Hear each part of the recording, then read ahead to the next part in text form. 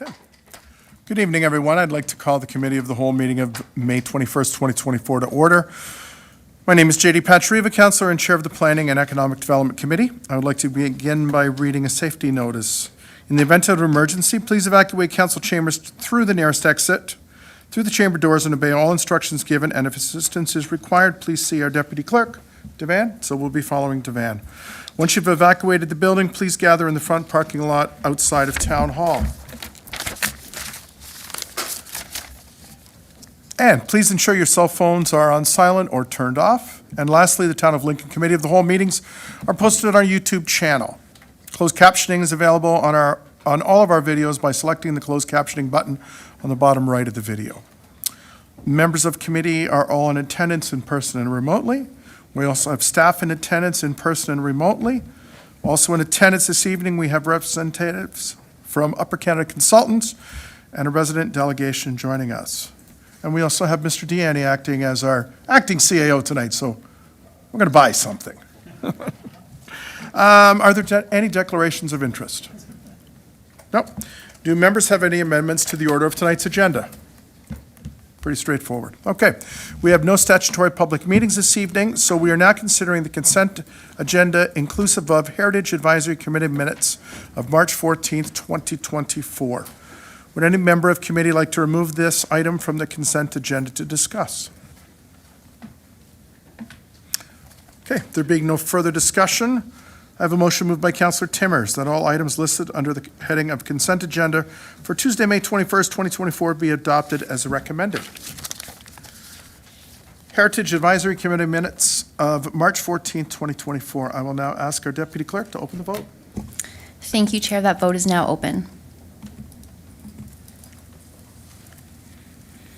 And I'll close that vote, and that motion carries. Thank you. Okay, excellent, Devan. Thank you very much. So we are now at the Planning and Economic Development portion of tonight's agenda. We have two registered delegations for the Planning and Economic Development Committee this evening. Please note that the delegations have up to 5 minutes to speak.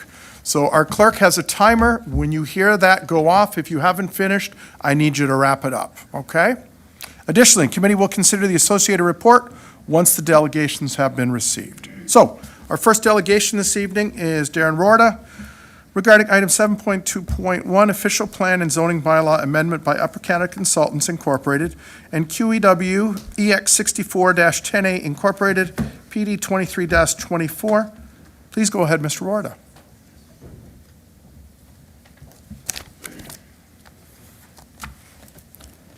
Is this a TV or can I use it as a, no?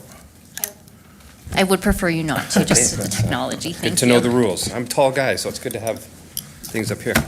All right, I have pre-warned Devana, if you say that right, that I'll be 6 minutes, Mr. Chair. So pardon me when the buzzer goes off. Don't get too impatient. 6 minutes. All right. In some way, I represent a group of neighbors who live north of the QEW in the areas in and around the development site. But to say that we all speak with one voice through me would be to say too much. However, it is true to say that many of us have met together and coordinated our thoughts to the point where I was the one who drew the short straw and thus am here speaking to you this evening. I'd like to begin by saying that no one in our group is against this development. We understand the need for housing in our province and the scarcity of supply. We understand the pressure it puts on towns, especially along the QEW corridor. So to seek ways to provide appropriate housing and areas to call home for more people is both kind and generous. It is what good citizens should do for each other. It is what good towns and townships should do. In this way, we commend the thoughtfulness and work that many, including yourselves, must put into this effort. That said, I can convey that when we as nearby neighbors get together online or in each other's living rooms to talk about this development, we are not singing the praises of this development effort. We are kibitzing about the challenges it seems to present. As such, I'd like to move on to speaking about those perceived frustrations. It would be foolish of me to think I could stand up here in this generously allotted space of 5 to 6 minutes and quote for you every reason why we think A bulk of the amendments requested should not be passed. Quite frankly, there are a list of incongruencies in the volleys of emails and communication that present themselves and cause us to shake our heads. Here are just a few. Doing your traffic study on a weekday following the long holiday weekend in August is truly not representative. Noise studies which really don't seem to reflect the reality of what we who walk or live near the QEW can tell you about. The disregard for the original design and purposes of the service road to provide adequate safe space for farming vehicles and their migrant worker drivers. Or how the development plan has no account for the basics of fundamental urban planning philosophy, which when followed, is meant to guide future citizens of Beamsville to living spaces that are walkable, connect to green spaces, provide noise and pollution control, provide access to health and wellness, like design that promotes active lifestyles, healthy living, access to nature, parks, bike lanes, recreational paths, or programs, and affordable housing options. So because of all this, many of us, formally speaking, stand against the motion to approve the amendments. Based on all the concerns we have presented in our letters, emails, and conversations, we believe that approving these amendments is unwise. The design of the proposed site and structures needs to be altered. Some of the proposed reports should be redone together with the addition of other investigations and tests. These additional tests, we believe, would lead to a reconsideration of the Lincoln Lakeview development proposal, not a cancellation, but a reconsideration of style and substance. So pardon me for saying, but the aforementioned is not actually our biggest challenge nor leads to our biggest hope. No, that's different. Truth is, we don't feel properly heard or properly considered. Now, I'm sure that many of you who are sitting here this evening on the side of township staff and councilors think, well, we've communicated, we've stated the case, we told you about the relevant reports and bylaws, we have listened. What more could we do? To answer that, let me tell you a very brief story. Imagine for a moment your 16-year-old, I just got my licensed daughter, proudly goes out on her first driving trip alone. She hits a pothole, suddenly flattens the tire, and as a result, the car drives into oncoming traffic and hits another car. 2 cars totaled and 1 person with a broken leg. She calls you. There is panic in the trembling of her voice and fear in the tears of her eyes. You rightfully first ask her, well, what happened? She tells you the story, and you respond with a long list of MTO regulations, traffic analysis, proper pylon placements, driving technique, road repair responsibilities, and road corridor management analysis. As a parent, I would tell you that you missed something. You missed what the singer Dave Matthew calls the space between. The space between 2 people or 2 entities that allows each to have the grace to properly communicate. It's that space I speak about in my organizational leadership consulting work that leaders need to find with their clients, customers, co-workers, and key stakeholders. But unfortunately, the communication amongst we, the neighbors, and you, the township, feels like we are not in that space. It feels like we speak 2 different languages. We are talking past each other. It seems like some hear and some don't listen. We are not asking for just a simple don't pass the amendments. What we are actually asking for is for you to enter the space between us. It demands the graciously hard work of meeting with some of us long before the last-minute hustle on the day of the meeting, as it was today. It demands you don't look at the challenges of this Ontario street development through the lenses of bylaws, articles, rules, and ministry regulations like an insensitive parent, but instead you become strong enough and gracious enough to speak the language of the common citizen. And it will require you to look at the issue from lenses far more compassionately than the townships and provinces' rulebooks. Are you able to take such pause, take time to not just hear but listen, even if it means the typical process has to be temporarily set aside? That's what I think our neighbors really want. But so far that has not been our experience. This kind of grace is hard work. Grace always is. Ask any couple that has been successfully married for any stretch of time, they know. Last paragraph. Some people... Okay, Mr. Werda, that's It's 6. really- Now, wrap it up, please. I will. Thank you, Okay, Mr. Chair. please. Some people, especially Christians, like to say grace is free, but here is a secret. It's not. It never is. Someone always bears the burden and hard work of ensuring grace happens. And since you are in positions of leadership in regards to this development, it's you we believe. I believe that needs to bear the burden of grace. And if it happens, the dynamics and results of this development will be far sweeter for everyone. Thank you, Mr. Chair, for your gracious gift of time. Okay. Thank you. Are there any clarifying questions for the delegation?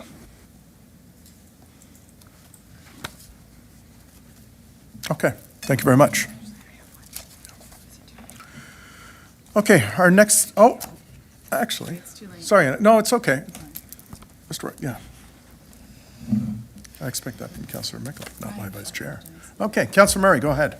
Thank you very much, Mr. Rhoda. I just wanted to clarify, when you said that you feel that the traffic studies weren't done on the appropriate day and that not all of the, I think what you said was there's different studies that should have been done. Can you just clarify what studies you feel are missing?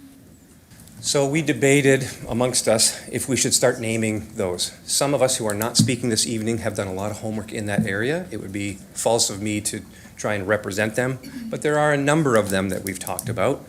And that, yeah, the noise one is one of them. The traffic study is one of them, done on one day in 2 different 2-hour time slots on a day of the week in August after the long weekend. It seemed to make no sense. But there's more than that. There's many more than that that demand the time and space to listen.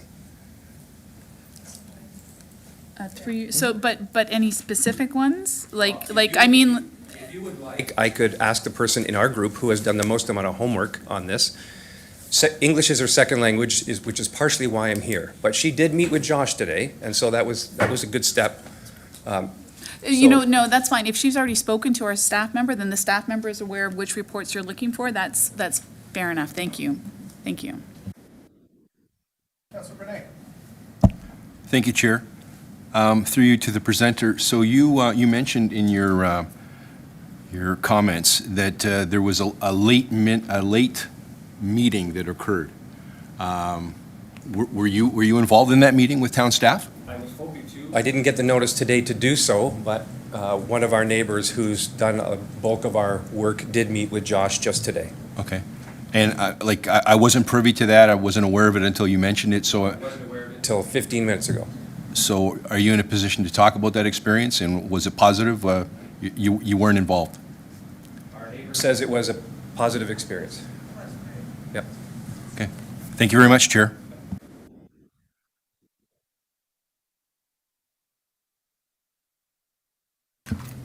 Okay, Councillor Renchema. Now it's going to fill up. Thank you, Mr. Chair. And one of the questions that was, there's an email going back and forth, and staff was responding, it was back and forth quite a few times. And one of the questions was about the traffic study being done on August 22nd. Yeah, okay, yeah. It was a Tuesday after the long weekend. And what's that? No, okay, yeah, so. Yeah, that's right. It was a Tuesday after the long weekend. And the concern was that kids aren't in school, traffic might not be the regular traffic that you might expect, or the average traffic. So I did ask that question. Councillor Russell and I met with staff today, and staff would probably be better at explaining, but there's a certain amount of growth that's considered in that traffic study, anticipated growth over time, because I asked that question, how are we sort of allowing for the various types of traffic that would happen throughout the rest of the year? I mean, kids are always out of school between June and August, so how do you tell somebody doing a traffic study, don't do your traffic study between June, July, and August? It's kind of hard to do that because they're busy all year. So there are other considerations brought into that study that allows for a certain amount of growth in traffic over time, and I think it's 3% or something. So I don't know if that helps or not, but it's not solely just based on the data collected that day. There's other people that have, the region, the MTO, they all look into that study. They all have input based on their data, and there's also a certain amount of growth in traffic flow assumed when the conclusions are arrived at in that traffic study. Does that help? We recognize that in the responses that we've received. Okay. Again, the answer does lean towards research done in and through various agencies about the bylaws, percentages of this or that, and I'm a scientist by first trade, so I get the usefulness of numbers. But our largest battle, that's not the right word, our largest concern is with the consideration of the fundamental things that don't find their ways in the research. Call it the philosophy of urban planning, of which I've taken several courses in urban planning. I became an environmental scientist, not an urban planner, but nonetheless, I know about the principles of good urban planning, and some of those seem to be missing. Like if those people are contained on a lot and they want to get access to healthy living opportunities, there's not even a bike lane on North Service Road.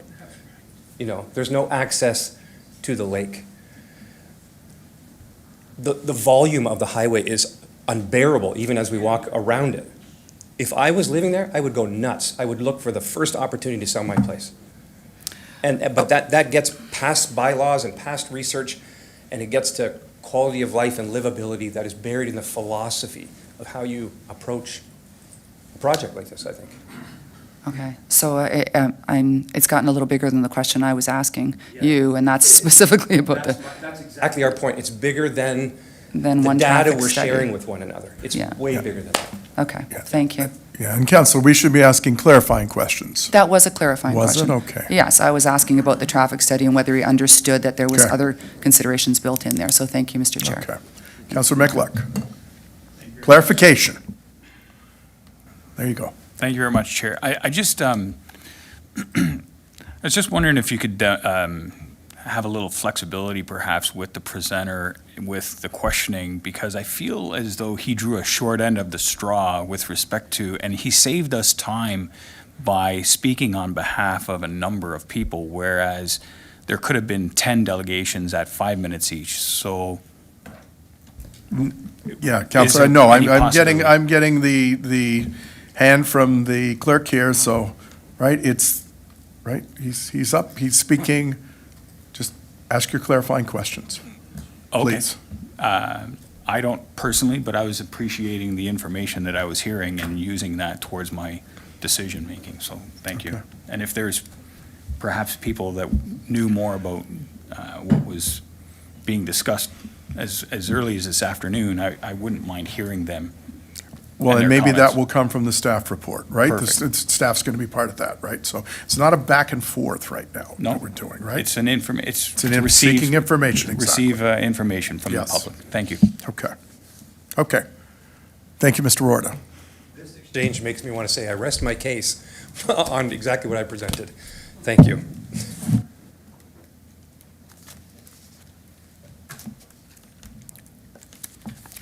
Okay. Our next delegation is William Highcoop from Upper Canada Consultants with a presentation regarding 7.2.1, official plan and zoning bylaw amendment by Upper Canada Consultants Incorporated and QEW Exchange 64-10A Incorporated PD 23-24. William, please go ahead. Thank you. Thank you, Mr. Chair, and good evening, members of council and everyone in attendance. As indicated, my name is William Highcoop, and I'm the planning manager with Upper Canada Consultants. Thank you for allowing me to speak about this official plan and zoning bylaw amendment. I have a brief presentation here. I hope to go over some overview of the project, the process, and a follow-up to some of the comments and questions we've gotten. So to keep things brief, just an overview of the development. You can see the proposed plan here on the left-hand side. In summary, we have 6 buildings, a 6-story hotel with 90 bedrooms and an event center, a commercial building, 3 9-story mixed-use buildings with commercial on the ground floor, totaling 403 dwelling units and 4,768 square meters of commercial space. This will all be serviced by 795 parking spaces, 329 are above ground, whereas 466 are below grade in an underground parking garage. So there are 2 entrances from the North Service Road, one lined up with Lister Street and a second further to the east along the North Service Road. There are 14 additional parking spaces in the 14-meter MTO setback that are not included. In terms of the balance of the proposal, in order to ensure that it does not become a concrete jungle, We have included several main landscape features and amenity spaces. And you can see on the top left-hand area, there is a linear park that will be programmed with recreational space and playgrounds. We have a multi-use trail on the south that really circumnavigates the site and connects into the stormwater management facility and proposed sidewalk along the North Service Road. In addition to these public amenities and landscape spaces, there will be private balconies for each resident and rooftop amenity spaces. Here you can see an aerial rendering of the project looking north towards the lake. You can see the hotel and event center are located on the east side of the plant closest to the QEW. Buildings A and B in the middle of the site have been positioned to frame the entryway into the site and create a main streetscape that is terminated by Building C, the office building. That Building C has good exposure to the QEW and the off-ramp to promote those future office uses. Then lastly, we have Building D on the top left-hand corner, framing the corner of Ontario Street and the North Service Road. Overall, we feel the site has been well laid out, and there is enough space to balance the parking areas, ensuring functionality of the site is completed. So as noted, the applications in front of you this evening for official plan and zoning bylaw amendments. The official plan broadens the permitted retail and service uses and establishes the residential permissions and looks for an increase of height from 6 stories to 9 stories. The zoning bylaw amendment establishes these permitted uses further and effectively locks in the proposed design with site-specific zoning provisions. Of note, a major component of this zoning is the holding provision. Well, that will ensure appropriate components necessary for the development are achieved prior to any construction taking place on the site. These can be found in the staff report, but essentially obligate the execution of a site plan agreement, the associated financial requirements, confirmation of sanitary capacity through the pump station, upgrades, completion of the pedestrian upgrades along Ontario Street, and requires that we meet the required employment targets or jobs as the development will be phased through the construction process. So following this, should we get the approval, we will be transitioning into a site plan application that will be flushing out the preliminary designs we've completed into a final design stage that will include all your detailed engineering designs, architectural drawings, landscape drawings, and the like.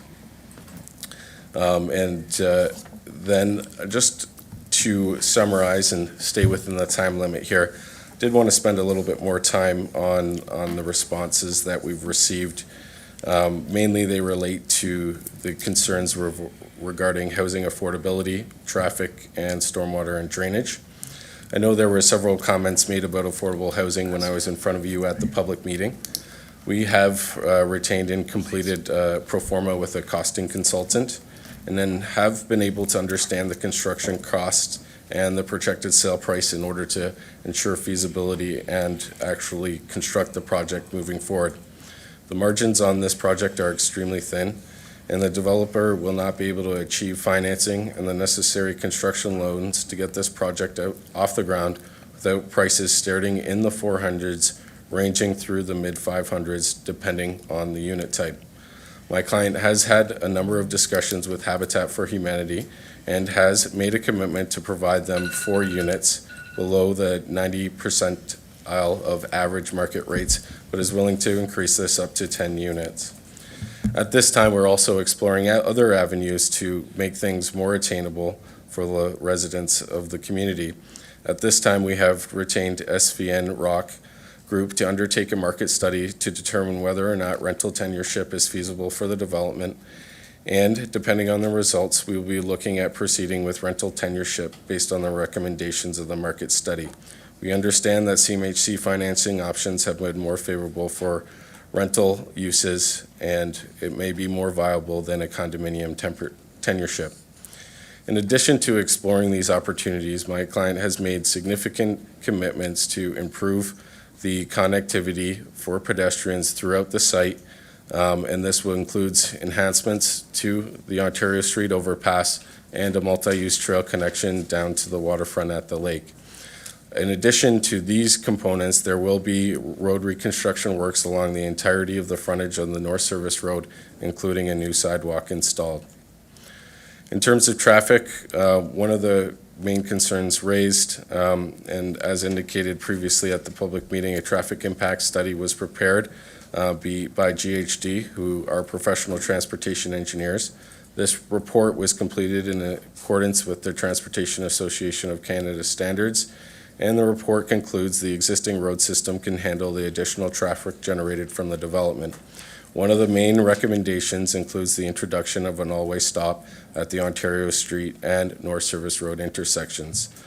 I would add that the margin for future improvements, such as a signal at that intersection, were not warranted. They were well below the margins, and the 2 lanes are sufficient to accommodate the development. Furthermore, concerns were raised regarding stormwater and drainage. As I indicated at the open house and public meeting, a stormwater management report was completed for the development and set aside over 1 acre of land on the easterly side of the site for a stormwater management facility that has been designed to incorporate the town, region, and MTO requirements to control the additional flows from the development, ensuring there is no impact on the downstream watercourse. The detailed grading and drainage plans will be completed through the site plan stage and reviewed by the appropriate staff members. So that wraps up my brief presentation. In conclusion, we are very excited about this project and ask for your support this evening. Thank you for the opportunity to speak, and I'm here to answer any questions you may have. Thank you. Thank you very much, Mr. Highcoop. Any clarifying questions for the delegation? Councillor Murray. Thank you very much, Chair. Through you to Mr. Highcoop. Thank you very much for being here this evening. You did mention Habitat for Humanity, and as our previous speaker did talk about affordability being a concern as well in terms of providing more affordable housing. Can you clarify a little bit more? You said that you've been speaking with them and there's 4 units under development, under consideration, but it could go up to 10. So I'm looking for a couple of things. Is the 4 for sure, or is the 4 just, wouldn't that be nice? And what's happening to bridge the gap between 4 to 10? And if you can tell me what percentage 4 is versus 10. Through you, Mr. Chair, so the difference in the percentage is 1% to 4%. Okay. So we're looking at doing those 10 units. We're committing to that. One of the big things is that we're going to be below the 90% average market rate. So that would put things approximately $100,000 to $150,000 lower than the average market rate. So we would expect prices in around that $400,000 at the high end. So it really depends on the timing of construction. This is going to be a longer phase project. The first phase is intended to be the hotel and conference center over the next 2 years. So as time moves out, those prices will likely change. We don't know what the market will be, but that's why we're committing to doing it at below the 90% average market rate. So that kind of locks us into a reduced rate for those 10 units. Clarifying question, if I may. So I'm just to understand then, so the 4 units, are they, I'm not sure if I understood your answer fully. I understand what you're saying about pricing and how it goes. So if, for instance, 4 or 5 years from now, when we're going to be building the apartments as opposed to the conference center, and interest rates are really high and they're having a hard time getting financing, does that mean we're having zero that are set aside for affordable? Or I'm not quite sure what you were trying to say there. Sorry, if you can clarify. Yeah, through you, Mr. Chair. So at any point in time, whatever building it is, the overall project will provide 10 units at that 90%. Okay. So then what's the 4% that you mentioned? The 4%, that's the based 4 the units. overall. Sorry, you So said 4 it was units. originally 4 units, and we've agreed to increase that to 10. I didn't understand that. Perfect. Thank you very much. Thank you, Chair. Okay. Thank you, Councillor Murray. Councillor Timmers. Thank you, Chair Pachariva, through you to Mr. Hykoop. Thank you very much for your presentation.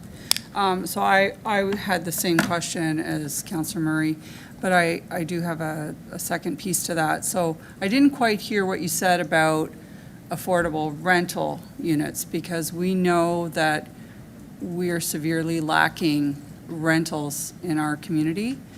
Could you just elaborate on that a little bit? I didn't catch what you said. Yeah, so just to expand on that through you, Mr. Chair. So originally, when we reviewed the project, it was fairly obvious that we could only attain feasibility and to actually construct it through a condominium tenureship. But over the last 4 or 5 months, things have changed in terms of financing options with CMHC for rental loans, for getting loans for rental housing. So that's something that we're exploring with a marketing company right now. They're undertaking a new pro forma with that rental aspect rather than a condominium aspect. So should that be more favorable from a pro forma perspective, we would like to pivot and go that route. So it really depends on what the numbers come back in. We need to ensure a certain margin of profitability in order for us to even get the financing from the banks to get construction loans to build a project. So that's really what we're grappling with right now. What's the best way to do that? And so we're exploring all our options to bring something in that is going to be the best for the community and most achievable for the market. Okay, thank you very much. Chair, one more question. So you talked about the hotel and the conference center being did you say phase 2? Is that what I heard? Or No, phase 1? it would be phase 1. So Yeah, okay. the hotel is actually a permitted use right now. Right. So we have signed a franchisee agreement with the Fairfield Marriott. They've actually assigned a project manager and whatnot. So depending on how this process goes, we're actually looking at moving forward into that site plan process quite quickly, knowing that it's already a permitted use. Okay, all right, thank you very much. Thank you, Chair. Thanks, Councillor Timmers. Councillor Russell. Thank you, Mr. Chair. Through you to the presenter, a couple questions. The first one, when you talk about limited margins on the project, do you decipher between the stages, or are you looking at it as a whole? So it's per phase and as a whole. So each project or each phase, we're calling a little project, but basically in order to construct that phase, we have to get the independent construction financing for that phase. So should market conditions change, let's say after the third phase, we still have to be able to support each phase independently, and it has to make financial sense. Okay, thank you. Follow up, Mr. Chair. For the residential side, what are the margins, what's the target range for the margins for those? So, typically, the banks are looking for a minimum 15% IRR, internal rate of return. So that's generally on the low end. Sometimes they're looking for 18 to 20%, and that really ranges depending on the financial market, the interest rates, all those varying things. So right now, we're kind of targeting the 15, which is the low end of that. Okay. Third question, Mr. Chair. So with the change on the residential side going from 6 to 9 stories, on average, that's approximately 135 additional units. The proposal, as I see it again, you're looking to go from 4 to 10 potentially affordable/attainable units. That's less than 4%. It's about 4%, you said. As far as the number of units goes. Again, to me, that's far too few. If, again, the council was willing to grant you 135 additional units to have such a limited amount to be affordable and attainable, just based on what we've recently gone through with another project approval. So I'm wondering if, again, you can take that back and maybe give some more insight into Councillor Timmer's question about potential for number of units on that rental side, and would that make up to make it a more approachable unit for council? Potentially. I don't have the results, unfortunately. I was hoping to have some more info for you tonight, but they haven't progressed that far. But that's something I definitely can report back on if that's something you're interested in. Okay, thank you. Thank you, Mr. Chair. Thanks, Councillor Russell. Councillor Michalak. Thank you very much, Chair Pachariva, through you to the presenter. just looking at the drawings and the conceptual drawings, there wasn't a lot of mention. There's a mention of a linear park. How large is this park? I can't make out how large this park, and is this park sufficient enough for 403 units? Yeah, so it's roughly about 3/4 of an acre. So it's been designed to have a small playground, a fairly substantial grassed area, and those equipment and features would be really linked into the sidewalk. So the hope is that it really activates and provides the opportunity for all the residents to travel through the site along the sidewalks to use that space. We feel like it's quite a large area for something of this nature. We feel that between the multi-use trail, this linear park, the trail going around the stormwater management facility, the enhancements and upgrades that we've committed to Ontario Street in terms of the overpass and extending pedestrian connection down to the lake, that there'll be ample opportunities for recreation and amenity space in the development. Beyond those independent landscape spaces, each unit will have a private balcony, and then each mixed-use building has rooftop amenities. So there's a multi-purpose room and a rooftop deck, those things. So that's fairly typical for this style of development, to just have those building spaces alone, whereas we feel we've gone over and above with providing the amount of green space. The linear park is actually called a POPS, which is a privately owned public space. So through that status, it would really be accessible for all the surrounding communities. Even though it would be privately owned and maintained, the municipality would get an easement back that grants surrounding residents the ability to use that. Thank you. Another question with respect to the units themselves. What size units? What types of units? Are they going to be like 250 square meters? Or going to be like what? Describe some of the units themselves to me to sell me a unit.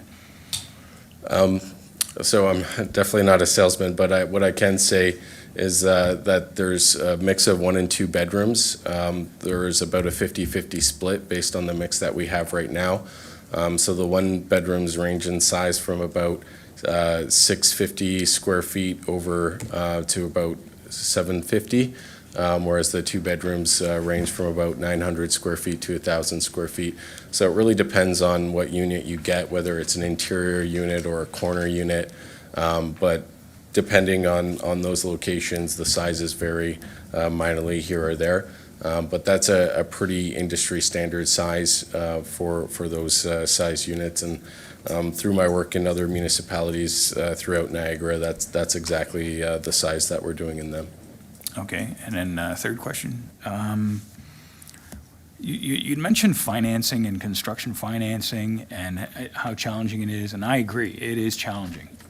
Interest rates have gone up like crazy, and I'm not going to go on about that. The question I have is, have you or your proponents or your the people you represent gone to the federal government, gone to the provincial government? My understanding, reading the newspaper and listening to the radio, is that governments at all levels are offering interest-free loans. They're offering all sorts of incentives and programs to get housing built. It appears as though you've not done that, based on what I'm hearing so far. So I think there is a little bit of a perception issue. It's not a handout. You certainly have to go through those measures. But what I can say now is we are exploring the CMHC financing route, which offers much more favorable rates. So it's not something that would be a carte blanche, here's the money, go build affordable housing.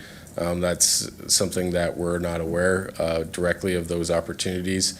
I have had discussions with MPPs and other politicians about opportunities. And unfortunately, there hasn't been a specific program that developers can go to sign up for those things. We've got to work through the banks, and ultimately the really big opportunity that we have is through the CMHC financing option for the rental tenureship. So that's what we're exploring, and we're hoping to come in with something that's better than what the banks will offer us. Okay, thank you. Thanks, Councillor Mikluck. Councillor Brunei. Thank you, Chair Patriva. Mr. Hycoop, I'm just really trying to understand exactly the flow of things. So just to back up, a couple years ago, we were in front of your client being asked to look at a gas station on this site. Fast forward 2 years, 2 months ago, we were here for a presentation for, what you were looking at tonight. Banquet center, buildings, $500 million it was reported in the newspaper after the meeting. So here we are now 2 months later, and you're actually expressing what some of the people have concerns about. You're actually admitting that you haven't actually gone through all these issues, and you've talked about all that. Your financing, the rental housing, the pro forma. You've talked about always stops. You've talked about stormwater and drainage. You've talked about multi-use paths. You've talked about road reconstruction. You've talked about sidewalks, connectivity. But then you're also saying that, what you really need tonight, is an approval to move forward with 6 stories to 9. But in your phasing, you really only are concerned right now, what seems to be the priority for your client is the hotel and conference center. So through you, Chair, to Mr. Hycoop, and, I know you're representing your client, but, is there any opportunity here where, all these things that we're talking about that are concerns, you're even admitting that, the financing, you can't really dial into what this is going to look like on the rental side, because of the way the economics are right now. So is there an opportunity here to look at this, that we talk about the hotel and conference center as phase 1, and then we flush out a lot of this other stuff and you come back to us at a later date? Is that an option? I would say through you, Mr. Chair, that we're looking at the hotel and conference center as a first phase because we feel it's the most financially viable. But it doesn't mean to say that things could change in the next year. We certainly have a long site plan approval process to go through. We've got to deal with the Fairfield Marriott franchisee, and you can see in the last year things have changed substantially, right? And they continue to change. So tomorrow, they could lower the interest rates, and all of a sudden we can look at our phasing and say, well, actually the residential makes more sense in this instance. Let's do that first. So at the point and stage that we're at now, it's hard to forecast exactly how all those things are going to play out in time.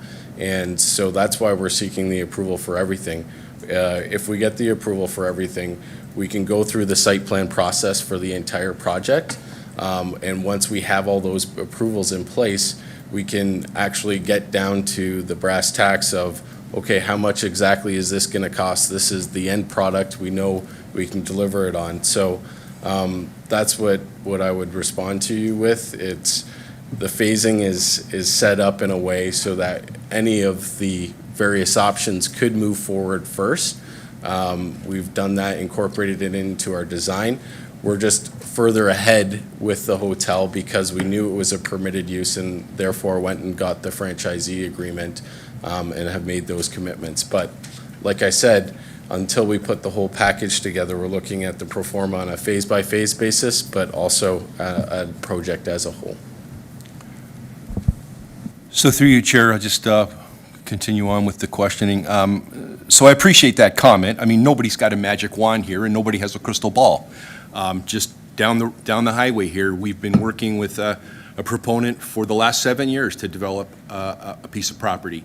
And, we've gone through COVID, and we're dealing with economic conditions. So we understand the dynamics, and this council only gets one chance to make sure that we do this right. So that's why I asked the question, if your proponent, if your client is willing to look at this in a phased opportunity so that we can flesh out some of the concerns. So through you, Chair, I just asked Mr. Hycoop, you talk about phases, and you talk about this hotel and conference center, and you mentioned 2 years. So obviously, in your boardrooms and with your client, you're running forecasts, you're looking at financing from start to finish. If everything were to unfold as you're moving down the highway, is this a 5-year build-out? Is it a 10-year build-out? Through you, Mr. Chair, it really ranges depending on the conditions and the feasibility. So right now, we're looking at 4 phases. That would take approximately 2 years each, 18 months to 2 years each. So we're looking anywhere from 6 to 8 years at build-out. That's what we're looking at right now. Thank you, Chair. Thank you, Councillor Brunei. Councillor Renchema. Thank you, Chair Patrick. Thank you for the presentation. One of the questions I have is about the stormwater management pond, and I know that's going to be under the site plan process. Do you foresee leaving that open and having the condo corporation maintain it as a amenity space for the development, or do you foresee fencing it in and leaving it as its sole purpose being to contain and potentially clean water? Through you, Mr. Chair, so we specifically designed it so that it would become a landscaped open space. So we actually have the trail coming around the north side, and then a sidewalk coming along the south side of the, we have the multi-use trail along the south side of the pond that links into a sidewalk on the north side of the pond on the North Service Road. And then we have generous landscape plantings around the exterior. The hotel actually has a small banquet area right off the back, so we want to beautify that and make sure it's as nice as possible for any of the people staying at the hotel. So, and as clarification to that, so the condo corporation, is that who's going to be maintaining it? Yes, it would be maintained in private ownership, and then the condo corp would have a property manager who would come in and do the necessary landscaping maintenance, but also the maintenance of the facility, such as the forebay and the head wall and those kind of features to ensure that it's functioning. Okay, that's good to hear. And I have another question, Mr. Chair, please. The proposed trail down to the waterfront. So I read in the report that that your client will be doing the detailed design work, and I also read in somewhere else that your client will be constructing the trail down to the water. Which one of that is accurate, and also how will payment for that be arranged? And also, what's the timeline in association with the phases of the development? Yes, so the answer through you, Mr. Chair, is both. So the design would be completed as part of the site plan approval process, and would be the construction work would be paid for by my client. There would be securities in the site plan agreement that obligates the implementation of that connection. So I think I got all your questions there. I'm not sure. What What phase? Yeah, Yeah, so thank that you. would be tied to the residential phase. So as soon as the first residents are living there, that trail would be ready to use. Okay, so I'm wondering about that, and I'm wondering if it wouldn't make sense to also supply that sort of amenity for hotel guests, because they may be trying to make their way down there anyway. Yeah, that very well could be the case. I think we would be agreeable to that, certainly. Thank you. Thank you, Mr. Chair. Thank you, Councillor Renchema. Councillor Russell. Thank you, Mr. Chair. Just 2 quick questions. Last meeting, we were asking questions about who's actually going to be doing the build-out for you. Do you have an update on that at this point? Unfortunately, I do not. So we are continuing those discussions. We've been contacted by quite a number of people. We've explored local opportunities for a construction management program. We've also explored opportunities for partnering with a larger builder who would have the resources to do the construction build-out themselves. But my client is committed to being involved in the project.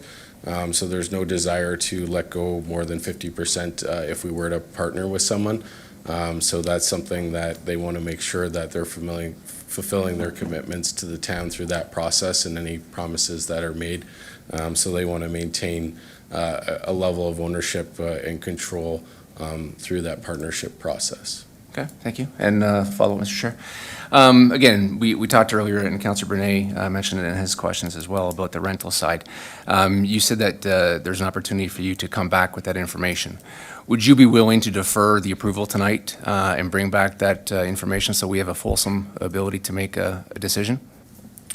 I can't comment specifically on my client's willingness to do that, but I would say that the staff report in front of you tonight recommends approval, and that is based on, in what, in my opinion, is good planning.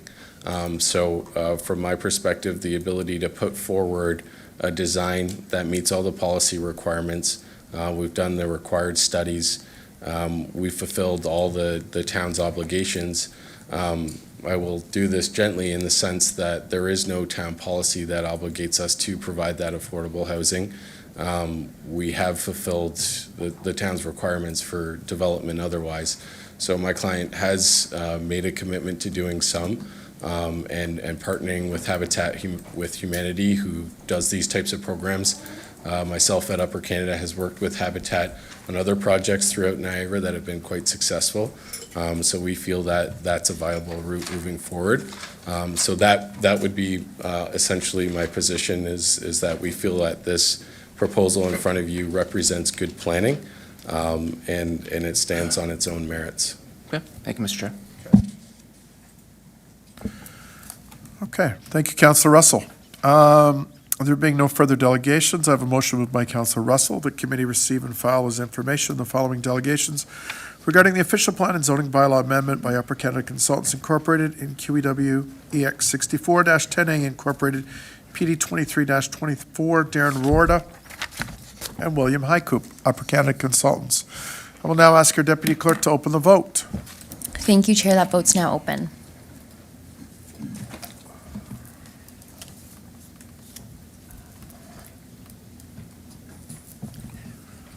Thank you, Mayor. And I'll close that vote, and that motion carries. Thank you, Chair. Okay, thank you, Devan. So we'll now transition into the report, PD 23-24, regarding the official plan and zoning bylaw amendment by Upper Canada Consultants Incorporated and QEW EX 64-10A Incorporated. The senior planner will provide introductory remarks. Mr. Workington, please go ahead. Thank you, Chair. So, as I mentioned at the statutory public meeting back in March, the intent of this property has always been to provide employment uses. Previous to the official plan, secondary plan, the GO Station, Beansville Station area, it was prestige industrial. It's since transitioned to office commercial because our forecasts look at trying to diversify our employment in the town and also trying to accommodate more people to be able to not only live here but work here as well. So with that in mind, the proposal has gone through numerous changes. I first became aware of this project back in the spring of 2021, and it's gone through 9 different iterations. So while more detailed information is provided in Appendix G, it's important to really note that the applicants here have gone a long way in trying to meet the town's policy objectives and in the local context as well. And I'll just highlight on some of those. So the first being that employment is priority. The number of jobs was doubled so that our employment densities are met. The building heights were reduced from 12 to 9 stories. And then increasing the amount of private and publicly available amenity space to 11,790 square meters, which is well above the minimum requirement. Since that public meeting, the applicant and the town staff here have worked really hard on addressing some of the issues raised. This includes increasing the number of bicycle parking spaces on the property, having discussions with the MTO and the region about their plans for new cycling infrastructure on Ontario Street overpass, as well as North Service Road, and just improving the safety of pedestrians on the overpass in the general area as well. We've confirmed, based on the feedback about potential trespassing onto nearby properties, that the applicant will design and construct a walkway from North Service Road to the lakeshore. We're going to be working with Public Works staff to erect signage to discourage trespassing on private laneways, driveways, and other town roadways that lead to the lake, just to indicate that there is no lake access here and that it is trespassing if someone is trying to use them.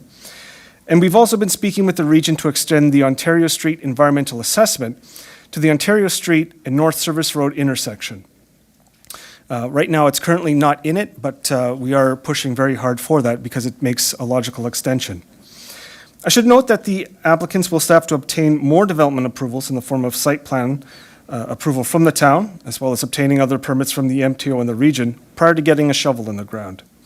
This means that more reports and more detailed designs will need to be undertaken and approved by the town and commenting agencies over the foreseeable future. That being said, the applicants have come a long way, as I've mentioned, in a lot of the items that I've mentioned, but a lot of the designs too have been reviewed by the region and to ensure that they address best urban design practices. So with that, I'll open up questions. Thank you. Okay, thank you very much, Josh. Do members of committee have any questions to the report?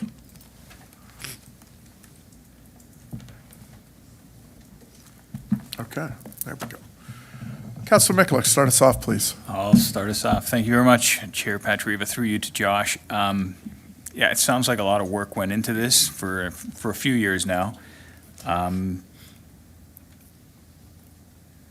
requested height is 9 stories, and the allowable is 6.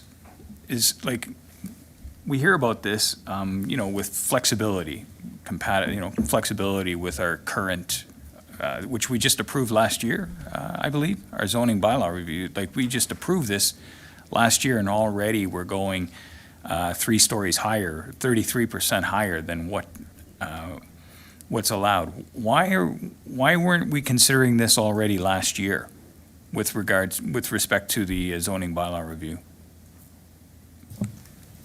Through you, Chair. No, that's a great question. And, prior to coming to the town, I was a nonprofit housing developer, and I had a lot of that same comment of the purpose of zoning. So 6 stories is allowed as of right, and the official plan allows for increases in building height on a site-by-site basis. So the 6 stories basically means that, that's something that's comfortable in terms of addressing surrounding areas, surrounding properties. And if you want to go above that, you need to demonstrate that through a variety of studies such as shadow, wind study, and other studies that it's appropriate and that negative impacts to adjoining properties can be adjacent. So, it can be a little frustrating to hear that the zoning is getting changed so quickly, but the zoning is, it's meant to be amended from time to time. It's really a safeguard of triggering when further studies need to be done in order to ensure that, the applicable policies are being followed. Thank you very much for that. And then another question I have is with respect to this whole process and how the public is involved. It sounds to me like this is a 120-day process, and it's a $500 million project. Am I crazy to think that that's not enough time to discuss a project of this magnitude? That perhaps maybe that would be good, or enough time for a project of 8 or 10 units or something like this or something. But when we're talking about a hotel and a number of 9-story buildings and MTO and servicing and that, I take a look at another application that we're going to be looking at later. We've been working on that for years, and this one here we're consulting with the public for 120 days. Is that enough?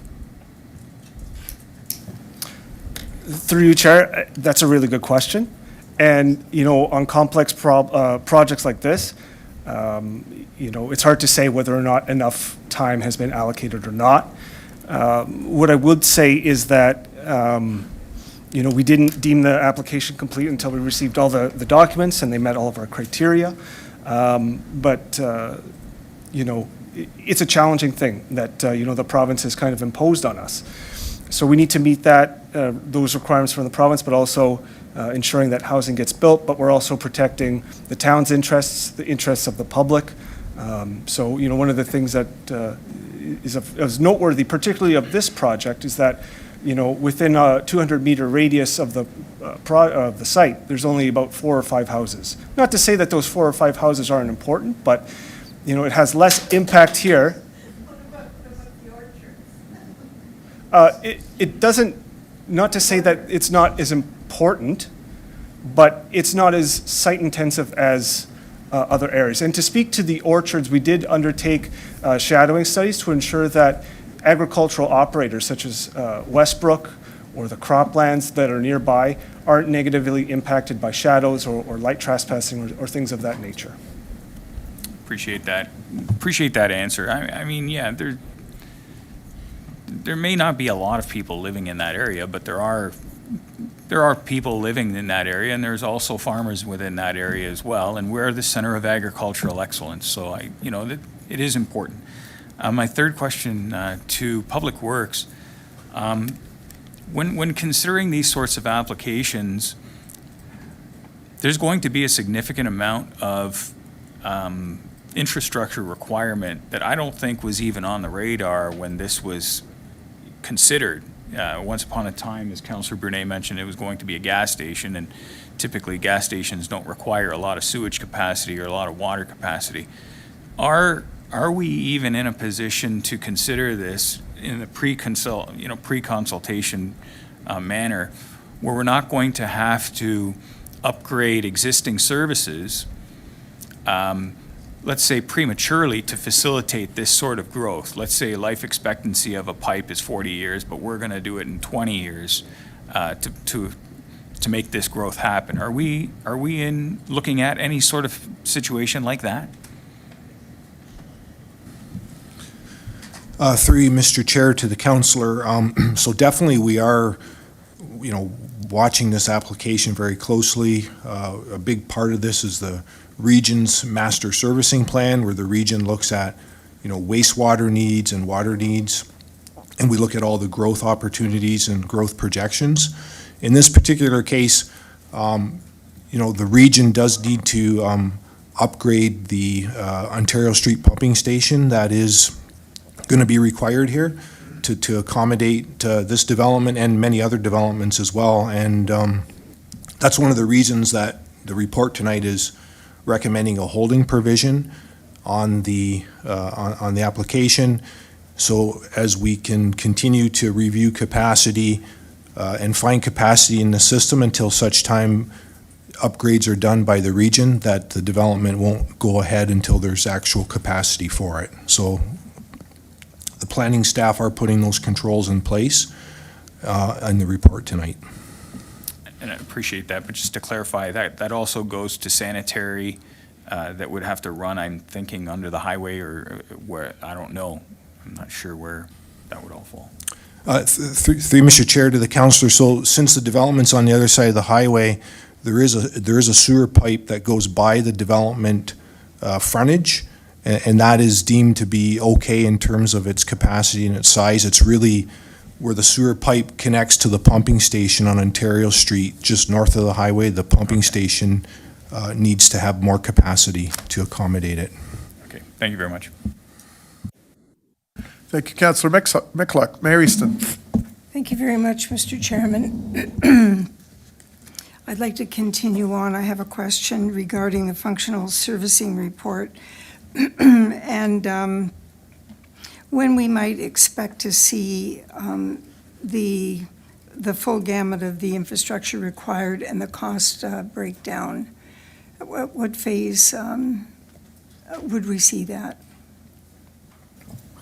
So through you, Chair, that's a really good question.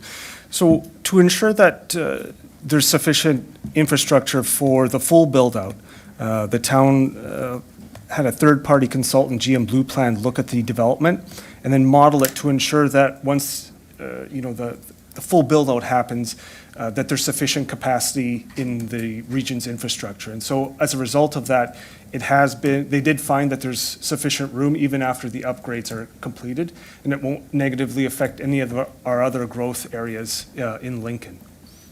Okay, and Mr. Chairman, through you to Josh, are adjacent property owners looking for water and sewer services as a result of this development, to your knowledge? Through you, Chair, I have not been made aware of any policies, but I would like to note, any inquiries. I would like to note that the actual sewer pipes aren't being extended. So essentially what they're going to do, the applicant that being, is they're going to take a pipe and connect into the main sanitary sewer running along Ontario Street, and then make a short connection to their property. So there will actually be no extension of the water main or the sewer main. And Mr. Chairman, just for clarification, what would the rule at the regional level be on access to water or sewers, if there is one? That's a very good question. And to my knowledge, the region is not supportive of extensions of the sanitary sewer or water mains into agricultural areas or outside of urban boundaries. Okay. Mr. Chairman, I have a comment. It's been quite an education reading all the questions. I understand that the staff have been going through their usual routine, which is accepting questions through a number of different means and then spending time answering them, clarifying.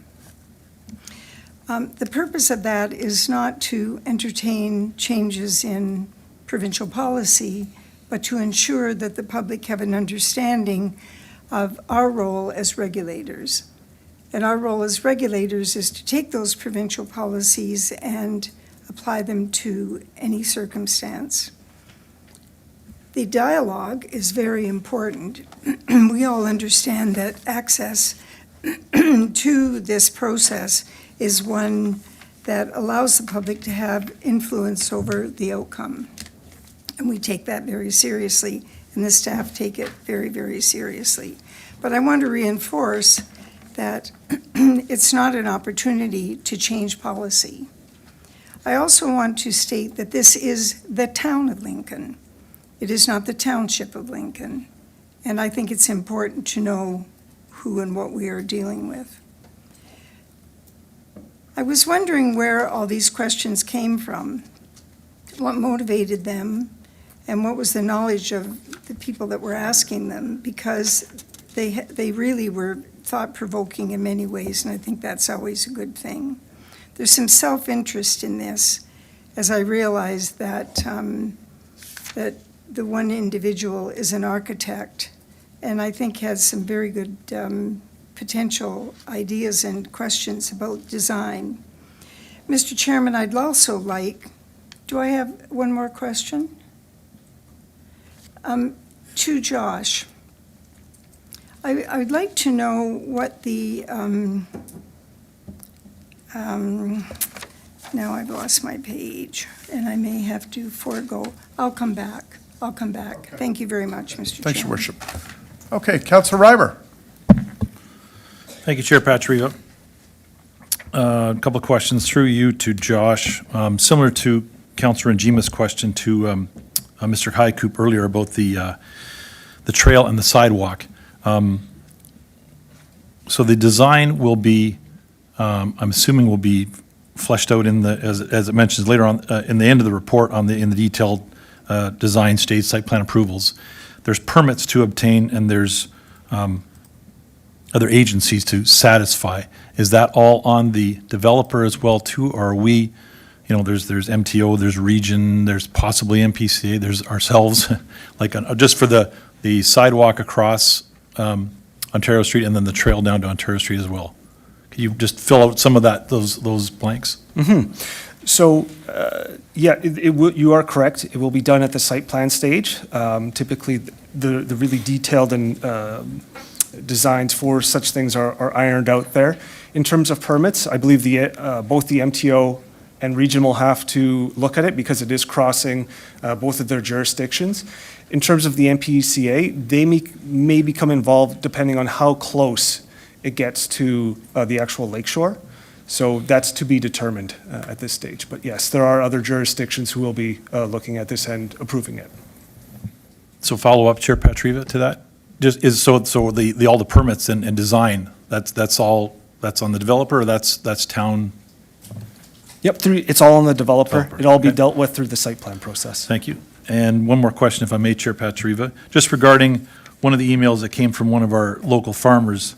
I mentioned this during one of the open houses, just because it is one of the, the blend into the existing from urban to agriculture is pretty blunt. Is there something that, again, I know, and other times we've tied something into some of the H provisions, but just normal farming practices, spraying, we have a greenhouse there, we have lights, we have greenhouses on both sides, actually. So just comment, could you comment on that, or sort of what has there been answers given to some of these questions? Through you, Chair. So one of the things that we did look at early on in the process was impacts on adjacent agricultural operators. And so one of the most basic items that will be included in the site plan agreement is including a clause saying that, there's these agricultural operators out there, you have to be aware of them, you have to, live with them. If there's more particular concerns that I know Westbrook brought up, we can certainly look at that through the site plan stage as well. But we do have legal clauses in our site plan agreements and then in the purchase agreements that kind of deal with that. Thank you very much, Josh. Thanks, Chair Patriva. Thank you, Councillor Reimer. Councillor Rinchma. Thank you, Mr. Chair. So I was going to ask another question about the proposed walkway down to the water. Councillor Reimer just asked a little bit more about the process. So the design works going to be done as part of the site plan work. Construction work will be paid for by the client. The permits will be the responsibility of the client or the applicant. And Mr. Hycoop, when he spoke, and I asked him whether he thought it would be a good idea to tie the construction of the walkway to the first phase being the hotel rather than the residential, seemed to agree with that. I'm not sure whether he can speak immediately on behalf of his client, but if that's is the intent moving forward, and I think that's the best thing to do. How do we ensure that that happens? Not to say that they don't intend to, but how do we in this process ensure that this gets constructed as part of the first phase? Yeah. Through you, Chair. So the best way to do that would most likely be through amending the holding provision that specifically speaks to the design and construction of the walkway, and specifying that it needs to be accompanied or done at the same time as the hotel event center. So that would be something that would need to be done tonight, presumably? Correct. So through you, Mr. Chair, would you require a motion for that? Okay. So I'm going to be moving a motion to do that. I have a second question also. Councillor, if you're moving the motion, we deal with that right now. Okay. Before the next question. All right, I'd like to move a motion that the construction of the sidewalk be tied to Phase 1 of the development, and then that be reflected in the conditions within the holding provision. Okay. Do we need a seconder for that? I don't need a seconder. Okay. I do need a minute to craft that.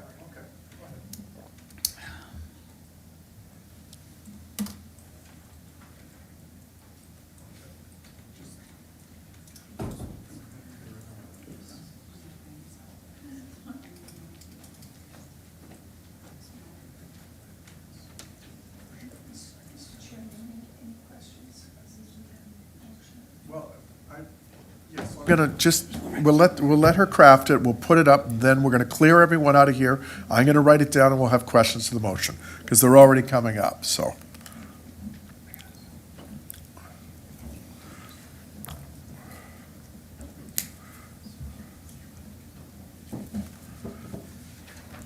Okay.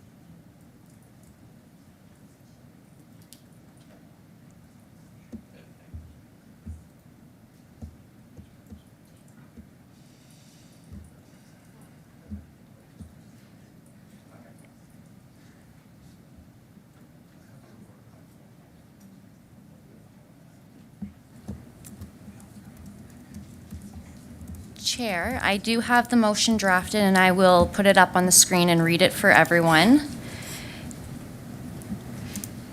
And it is that Clause 1D2 read, construct a walkway or trail along Ontario Street from North Service Road to the shore of Lake Ontario be constructed in the first phase. So Councillor Regime, if that satisfies your... Yes. Okay, thank you very much. So now we'll take questions to this motion. So I'm going to ask everyone to come out. I've written you down, unless these are questions to the motion. Councillor Timmers? Okay. So Councillor, would you come out? Yes, can I speak to the motion first? Just one comment? Okay, one comment, yeah, sure. So, I've been thinking about the development, and I think that there's a good amount of amenity space between the proposed park and the stormwater management pond, et cetera.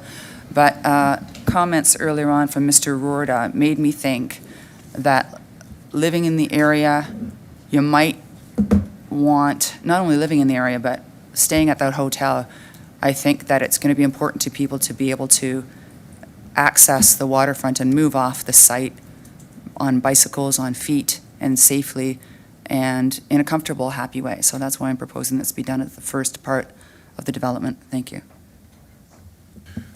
Thank you, Councillor. Councillor Timmers? Thank you, Chair Pachariva. I would just like to amend this motion. I think it's a really good suggestion that Councillor Regima has, but I think the sidewalk over the Ontario Street, over the QE, it needs to be safe as well, because people staying in the hotel obviously could go and want to walk over the overpass to go wherever they're going. So I kind of think that should be included as well. So if we could just amend to add that piece. So both the trail and the sidewalk improvements. Maybe that's already there. I don't read it that way. No problem. Just for clarification, the motion does read that Clause 1D2 read, so a walkway or trail along Ontario Street from North Service Road to the shore of Lake Ontario be constructed in the first phase. Are you suggesting that it says a walkway and trail? No, I'm talking about the sidewalk improvements The sidewalk, I see, okay. on the overpass on Ontario Street, the sidewalk improvements. From the north to the south. Yes. So if people are going to walk over there to go find something to eat or go to the store, it needs to be safe. From South Service Road to the lake. No, I'm talking the other way. He's saying, so you start in the south and go all the way to the lake. So Oh, not I just this, but all the way. We need a map. I think staff understand what I'm saying. As well as the signage should be in place as well. Signage for private lane.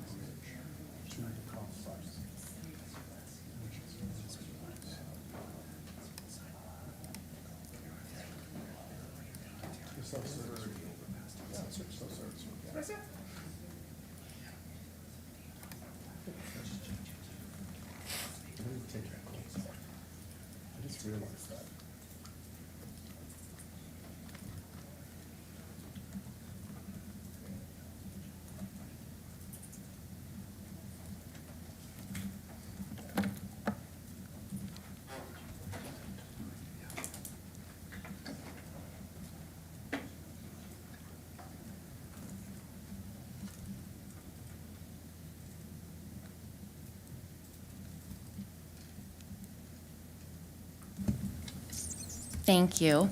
So taking into that consideration, we will be voting and speaking to the amendment, which is now, let me just save this and we'll get it up on the screen. I have adjusted it to read.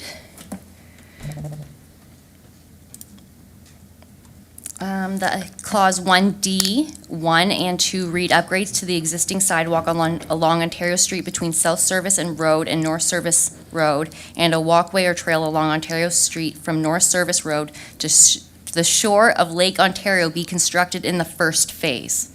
So that encompasses your amendment as well. And we would vote on this, and then we would vote on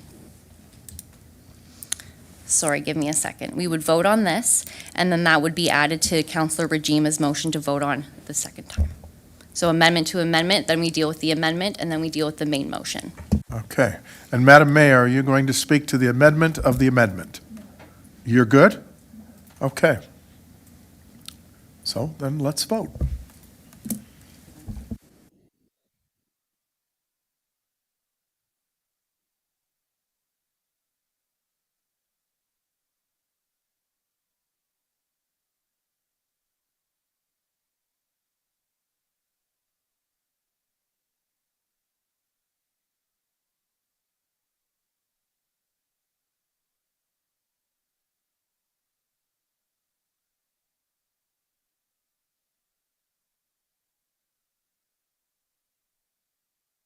Thank you for your patience, members of council. So the first motion is going to be that clause 1DI be added to the amendment, which is Councillor Timmer's motion. And then we'll do the amendment to the amendment, which is Councillor Regima's motion, and then we'll do the main motion. So I'm going to share this to the screen. And we will open the voting.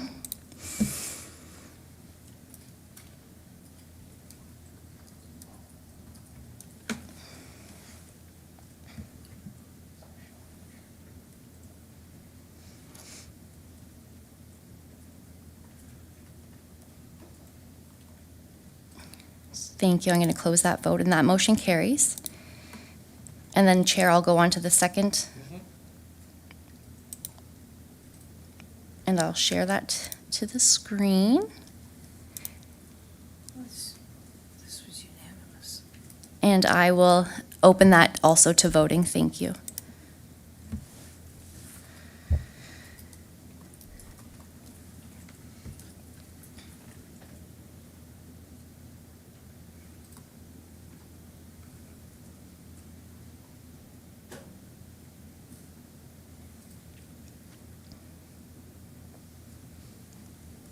Thank you, and I'll close that vote, and that motion carries. Thank you, Chair. Okay, thank you very much, Devan. Okay, so Councillor Rensham had questions. So, Your Worship, please come out. And now we need, okay, so Councillor Rensham, you come in, because you had another question, correct? Okay. Councillor Timmers. Councillor Russell, Your Worship. There we go. Okay. Councillor Rensham, continue on, please. Thank you, Mr. Chair. Thank you for remembering I had another question. My understanding is that the region will be constructing a sidewalk along the service road. Is that true? Through you, Mr. Chair, to staff, and if so, do we know where it is in their capital forecast? Thank you, Chair. So the sidewalk along North Service Road will extend the entire length of the property and will actually be the applicant or client's cost. They will be urbanizing it. We don't have the details yet, but the roadway will be upgraded to the urban standard for the region's roads. Okay, thank you. I misunderstood when I asked that question today of you. I thought that there was a proposal to run a sidewalk further along the service road than just in front of the development. Thank you.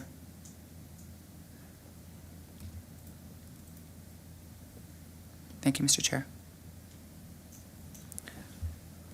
I'm out. Thank you, Councillor Rensham. Councillor Timmers. Thank you very much, Chair Patrick Riva, through you to staff. So as part of the recommendations on this application, there are many items under the holding conditions, like quite a few.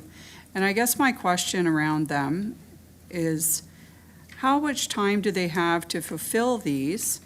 And is there an end date if some of these holding provisions are not fulfilled? And how much time do we allot for this to all happen?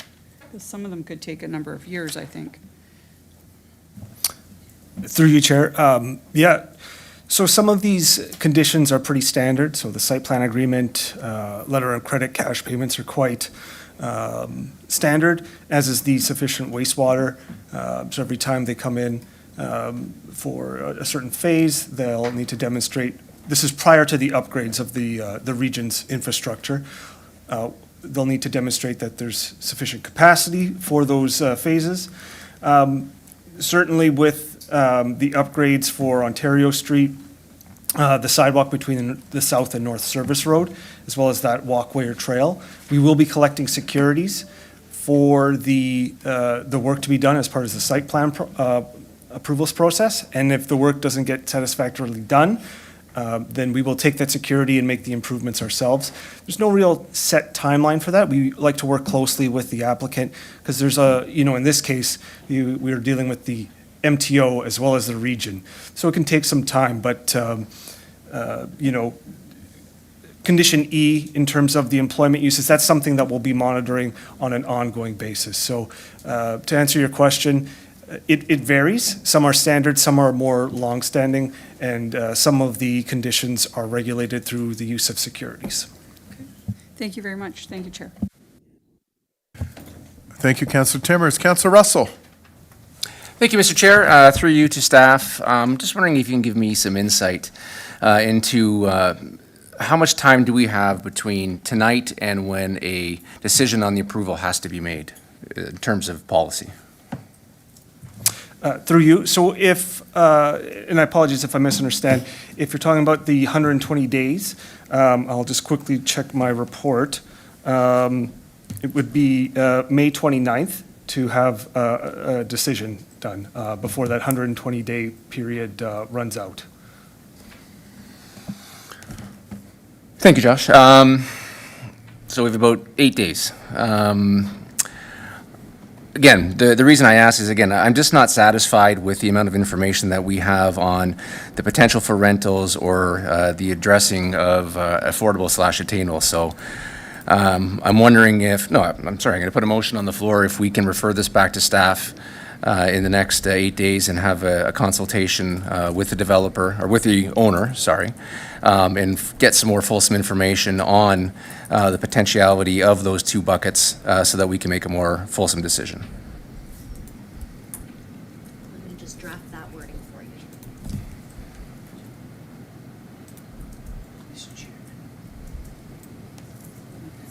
Mr. Bruder, go ahead. Thank you, Mr. Chair. Just want to maybe make a couple of points. Again, we're in council's hands, absolutely. But when we talk about things like housing tenure, when we talk about rental versus ownership housing, at the end of the day, we're looking at the land use configuration here.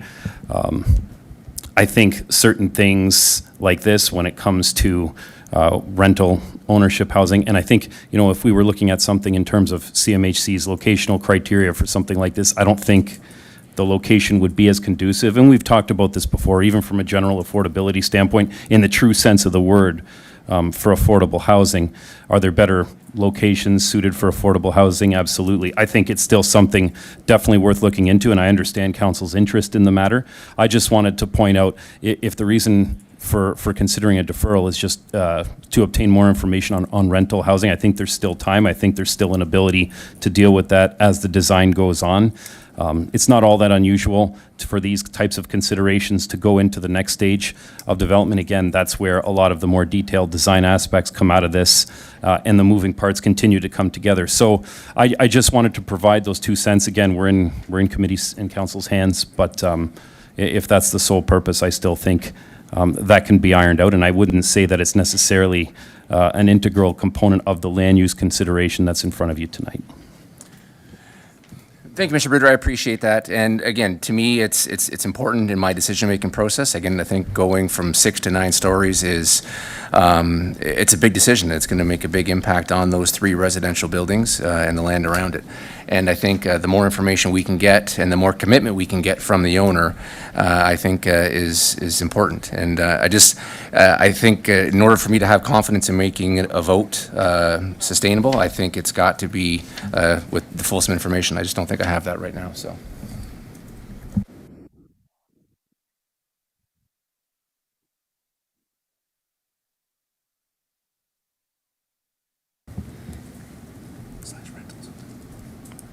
Chair, through you, I have a draft motion which I will put on the screen for everyone to see. It's just saving.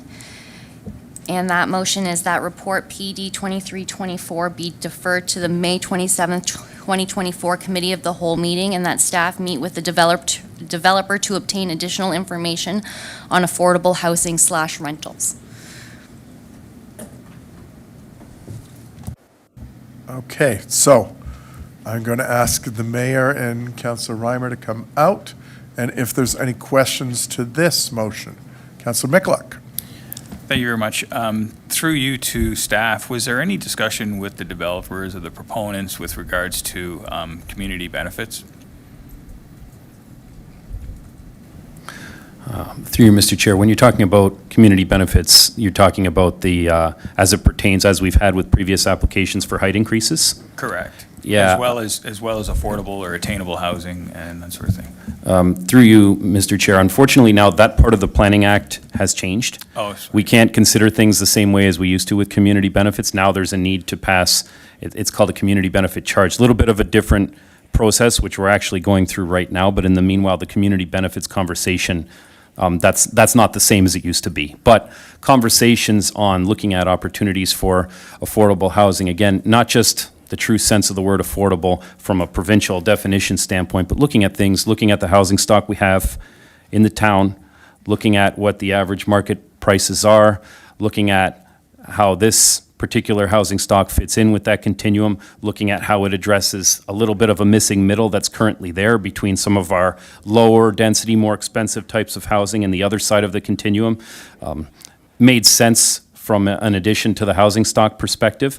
Again, we talked with the applicants about some below market value rates that we talked about a little bit tonight, or units in the future. They're willing to make a commitment. The percentage, I know it's been mentioned that is currently up for debate, but those are the types of conversations that we were having. As a matter of fact, all of these pieces of information, you saw some of which in the staff report, that's part and parcel to the conversations we've had since the public meeting, some of the comments that were made around the council table. So it's something staff took seriously, looked at it in terms of the location, how is it suitable, how does it fit into the overall picture, and those types of conversations did occur. And just to follow up, just curious if, through you, Chair, about the original, the height negotiation, as it's allowed for 6 and there's now being asked for 9. Is that part of that discussion as well, or was it? Or should it be? Through you, Mr. Chair, actually, that was part of the consideration all along. We've been looking at, again, Mr. Workington highlighted the different iterations of the plan, looking at varying building heights, a lot of the supporting studies that are required to be undertaken to rationalize and justify and demonstrate feasibility of the proposed heights. Again, I think we're looking back at that 6-story height that was implemented as part of the GO secondary plan process back in 2018. At the time when we updated our zoning bylaw, we were still working through the details of this one. We wanted to make sure that there was an opportunity for public input for it as well. But looking at the site being a vacant parcel of urban land and looking at it being within a major transit station area, the feasibility seemed to be there, which was demonstrated through the supporting reports that were provided. So those were definitely considerations throughout. Okay, thank you.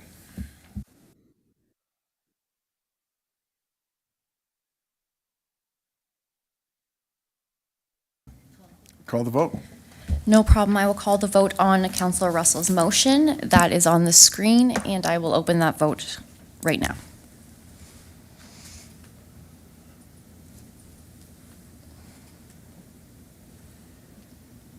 Okay, question to the motion. We've already started voting, Chair. However, Mayor Easton does have a question.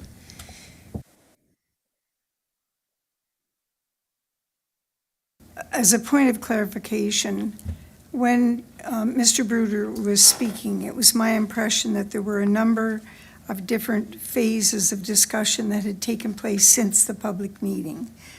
I want to make certain that we need this motion. Therefore, if there were discussions about affordable housing, is it an active discussion? Should we understand that it's an active discussion? Is it possible for staff to bring that back to us when next we meet without this motion? And the issue about height, Is there anything further that needs to be added in regards to the height for clarification that will come back? Because those discussions have already taken place, they've been ongoing. That's what I'm looking for. Chair, I do have people who have put a vote in, so I would ask that I cancel this vote for us to move forward once these questions have been answered, and then we re-vote. Okay. Thank you.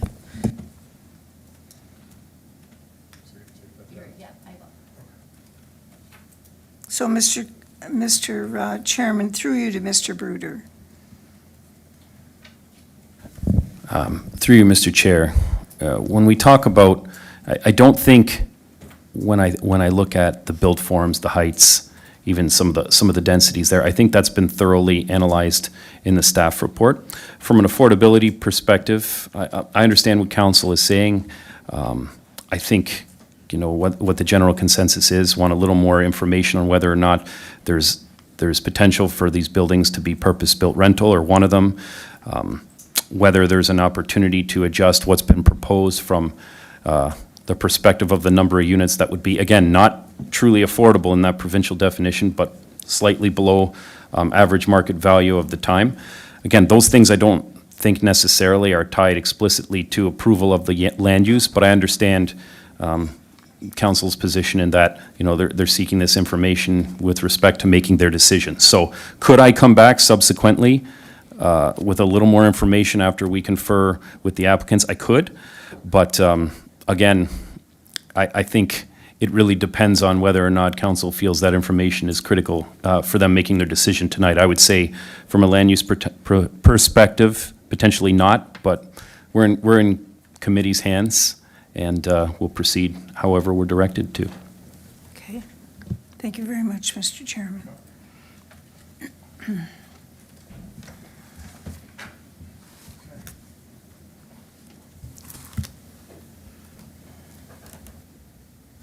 Councilor Bernay. Yes, so through you, Chair, just a point of clarification as to what's occurring now. We did have a motion in front of us for a vote.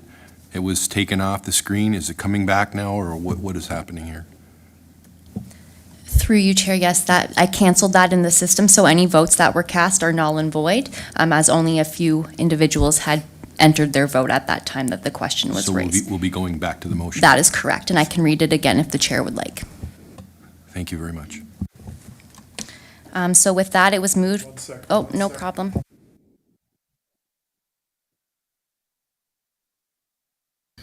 Okay, go ahead. I guess I should have let the clerk read the motion first, but the comment around affordable housing, the definition is not clear. And staff have been very clear that this has been discussed. You know, they're working with Habitat for Humanity. There's some rental possibilities happening. I'm not quite sure that I can support this motion because as you know, the Housing Select Vice Chair, affordable housing is just a term that's being thrown out there, but what affordable housing are you actually referring to?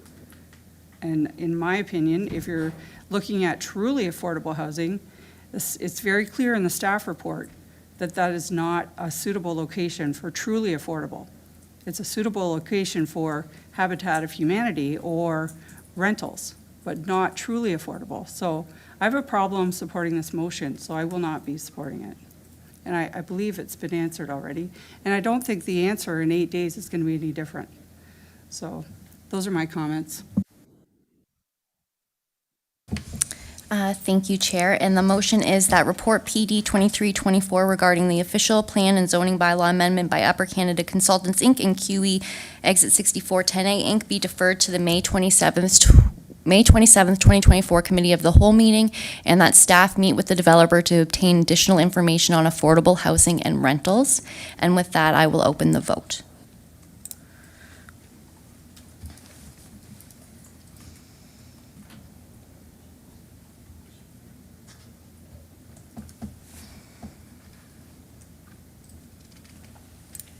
And I'll close the vote, and that motion loses. Thank you.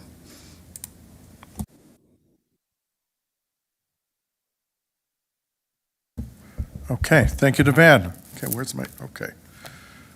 So Councillor Russell, you just finished off, correct? Okay. Mayor Easton, you are up. Mr. Chairman, from Mr. Bruder, I would like some clarification on the current provincial policy as it relates to design and the role of the local area municipality. Through you, Mr. Chair. That's been the subject of a lot of recent provincial legislation updates, in previous site plan processes. As most of council is aware, that's when a lot of the detailed design gets figured out, including architectural detailing. We endeavor to work with applicants to provide as much as we can earlier on in this stage of the process to give everybody an idea of the general design principles that are being implemented, obviously understanding that it's a component of significant interest. But to answer your question at the provincial level, when we look at things like architectural control, and I think a lot of what the change has been, which is to reduce the ability for local municipalities to have influence on architectural control, even through requesting things like detailed elevations and being able to review things like building materials and colors, and our limited ability now to do so. I think a lot of the backing of that policy change that came from the province was to recognize some of the subjectivity associated with it. I think, and there's a varied opinion on this particular item. There's different perspectives when it comes to what makes an attractive architectural design, what is, a key principle to be carried forward. And I think that's part and parcel, but that's a long-winded answer to say that there has been relatively recent provincial policy changes that significantly reduce municipalities' ability to comment on these things. Okay, so just as an extension to that, is there a window of opportunity when discussions are taking place with anyone, staff with anyone, whether it's a member of the public or a member of council, to then further negotiate with the applicants in order to make changes? Or does that only become an issue when we're at the Ontario Land Tribunal? Through you, Mr. Chair, I think that's one thing we do pride ourselves in, that notwithstanding those provincial policy changes, we maintain the best working relationship possible with all applicants of all varying development sizes, concepts, you name it. It's something that we still work towards. It's something we still do provide commentary on.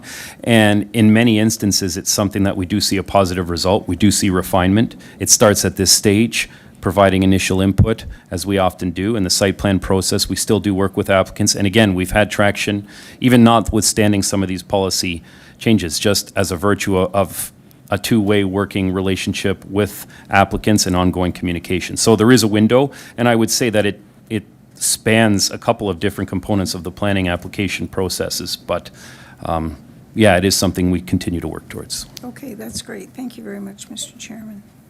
Thanks, Your Worship. Councillor Reimer. Thank you for another opportunity, Chair Pachariva. Just quickly, and I realize I'm on the sort of the outside of our discussion here and what the actual motion is, but we've talked a lot about this trail on Ontario Street, and we're heading north on Ontario Street. And where are we heading to? Legends is going to love the foot traffic, I'm sure. Legends Winery on the east side, Mr. Osterveen, I'm not sure he wants people with lawn chairs in his front yard. Do we have some kind of plan for the end of Ontario Street? Like, are we just leading them there and leading them back, or is there? I don't see Mrs. Director McKay here today. I don't know if there's something from her, but just a comment, encouragement,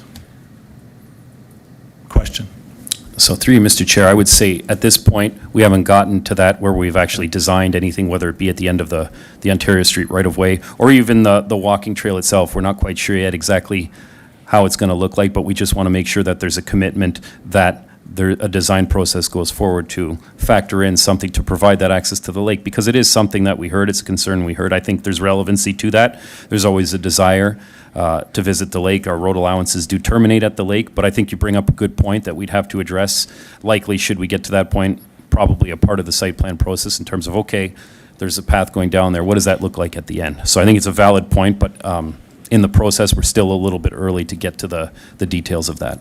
Okay, thanks, Matt. So Chair, would it be appropriate just for staff to take it on advisement then, that if there's, to time with whenever that trail is built, that something is there for them to sit, watch, look out, something like that? Thank you. Thank you, Chair.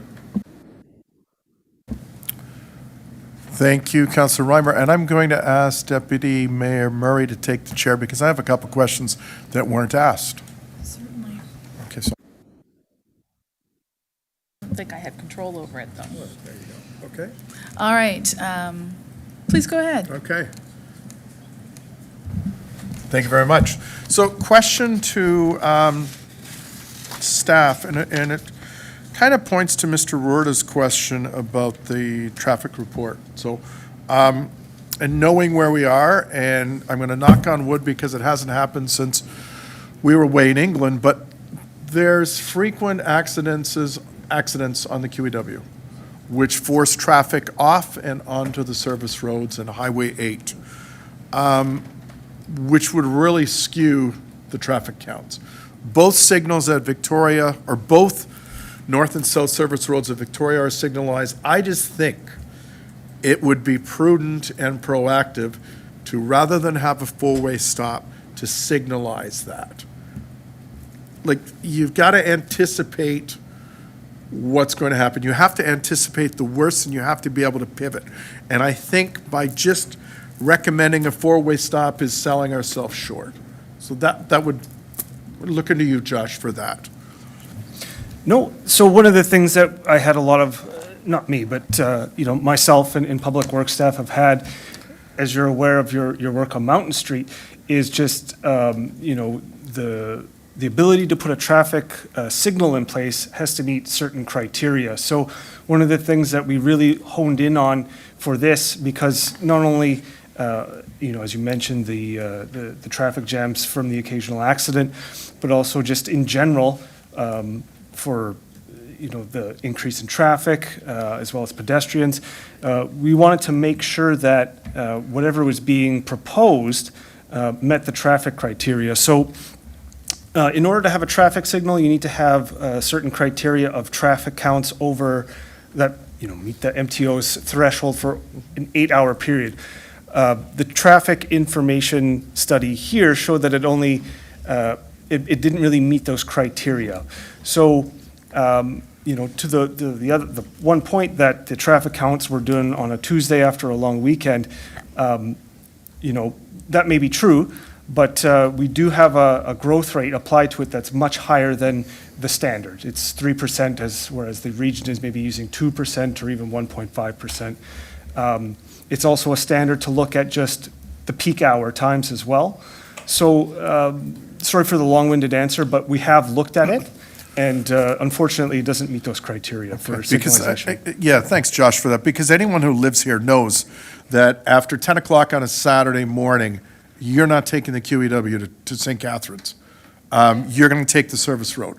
And I understand the whole thing about warrants. Councillor Bernay and I have been, Councillor Bernay for 12 years and me for 22 years, fighting for a traffic light at Stadel-Bauer and King. And we constantly hear it doesn't meet the warrants. Yes, because there's no through traffic from West Avenue. But, and I know Mayor Easton and we've talked about this, at some point, public safety has to trump traffic warrants.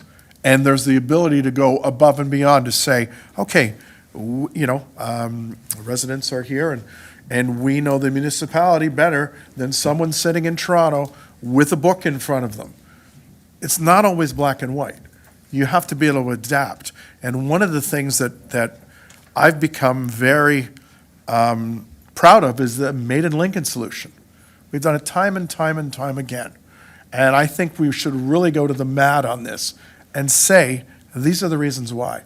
Especially if you're going to have left turns and right-hand turns out of there. It just makes sense. So just that's me. And then my second question, Josh, is through you, Deputy Mayor, is with respect to, and again, we talked about it on the affordable housing and the attainable housing. And I thought we really hit a home run when we collectively came together on the Calvary Gospel lands. And we allowed, is uppage a word, an upsized limit on the number of stories because we attained a certain number of units. And I think that that's what everyone here is looking for. Was there, and I know if you go to Appendix J, right, and it has the list of the 10. Well, is the project within 1.5 kilometers of a child center? No, it's 2.8. But they're proposing to put a child care center there. That's a tick. Now we're up to 4. Grocery store, and again, if a couple of the other applications that we've received lately, the Ticcarelli at the end of Ontario Street, Mr. Toss in Calvary, there's zip cars being included. So sure, people may not have a vehicle, but the developer is giving them a means to get around. And if we're going to talk about GO, right, we're allowing them to go up in height because of the GO study. It's going to be less than 1 kilometer to walk to the GO train. So people could potentially be moving here, walking on this new route that we've created to get to the GO train. So I think we really, really need to look at that affordable rental, because it's now we're at 5, Josh, right? And 5 halfway there. I see it as a glass half full rather than half empty. So I want to get your comments on those.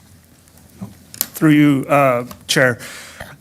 So, as I mentioned before I came to the town, I was involved in nonprofit development, specifically ownership housing and affordable rental. And, for planning staff, it's a challenge. We're told that, we need more housing, which we absolutely do, and we need a lot more affordable housing. And, there's a range of affordable housing. And so what I'm trying to say, is that there's a housing continuum. It's not just affordable or attainable or ownership. There's a broad range. So not all sites are conducive to rental housing, not rental housing, but like affordable housing, or even attainable housing. And this site has challenges. There might be one day a daycare center, but we can't guarantee that. All that the applicant is asking for is permission to put it on there. Okay. So, is a GO train coming? Potentially, we don't know when. There's NRT available, but this site is very isolated from a lot of the amenities. There's, that's one of the reasons why, we were so insistent on having an above amount of amenity space there, in which the applicants did provide. One of the other things that's, when we're talking about comparison to Calvary is this site is doing a lot more in terms of off-site works. So they're improving the sidewalk along North Service Road, between North and South Service Road. And they're also constructing that walkway from North Service Road to the lakeshore. And those aren't exactly the most, what I'm trying to say is they're not exactly, small items on your construction ledger. So I wouldn't say it's an apples to apples comparison between Calvary and even other sites that are closer to the core. So sorry for the long-winded answer. No, Josh, then that's okay, because we're on the same team, and I'm just trying to, because another one says pharmacy. Like if I'm and again, I'm not a builder. I should have taken urban planning, but I went physical geography, and that's a thing that I should have changed 40 years ago. But it would be nice if these development applications came forward and said, you know what, we're going to have a daycare, we're going to have a pharmacy. Like we're allowing retail on the bottom. Tell me what retailers are coming in, which makes our decision a heck of a lot easier, because you're checking boxes now, right? And it's just, a word going forward, like, if you can nail some of this stuff down in advance, it would help. It would move things along. So, thanks, Josh. Thank you, Deputy Mayor. Over to you. Okay. Mayor East. Mr. Chairman, thank you. I just have a quick question tagging on to yours. The motion that passed earlier provided connections. The connection goes to the GO bus as well as the lake. Does that change the scoring for the number? So through you, Chair. Josh. One of the, so I spoke with Region staff about the locational criteria because they also use it as well. And it would actually, because NRT is available in Lincoln, so Niagara Ride Transit, they actually got a point for being accessible to transit. It's just that the site is so isolated from the rest of the community in terms of if you need, a car, or sorry, if you don't have access to a car, it can be challenging. So that's one of the components that doesn't make it that ideal for affordable housing. Right, but we just passed a motion to improve connections. Does that change the rating of that score? For transit, no, but for the rest of the components, yes, just because, things like the grocery store and social services aren't coming closer. They may be in the future somehow, at some point in time, but again, we don't know what might be coming down the pipeline for the rest of this area. Right, okay, that's good. Thanks very much, Mr. Chairman.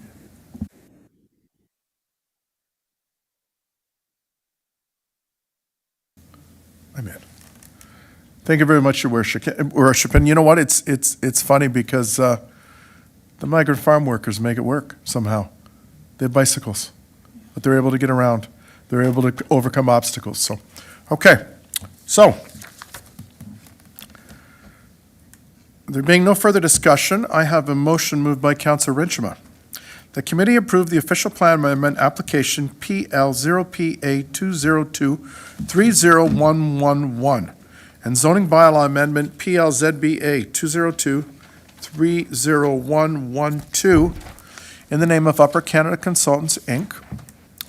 and QEW EX64-10A, Inc., subject to the following conditions: that a holding H provision be placed on the zoning of the lands, subject to the OC zoning designations. The holding H provision will not be removed until the following conditions are completed to the satisfaction of the Director of the Planning of the Town of Lincoln. A, the applicant has entered into a site plan agreement and the agreement has been registered on title. B, the applicant has submitted the letter of credit and cash payments required by the agreements. C, sufficient wastewater services are or will be available to accommodate the proposed buildings for each phase to the satisfaction of the Town of Lincoln. D, prior to the development of any dwelling units, the applicant has completed the following off-site works: upgrades to the existing sidewalk along Ontario Street between the South Service Road and North Service Road, and construct a walkway or trail along Ontario Street from North Service Road to the south shore of Lake Ontario. E, the development of residential units must create a proportional amount of employment uses in the following manner.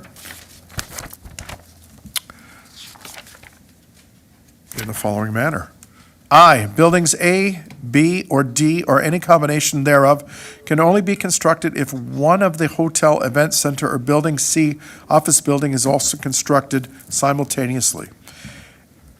And that 2, each phase of the development that obtains site plan approvals provides a minimum employment of 45 jobs per hectare.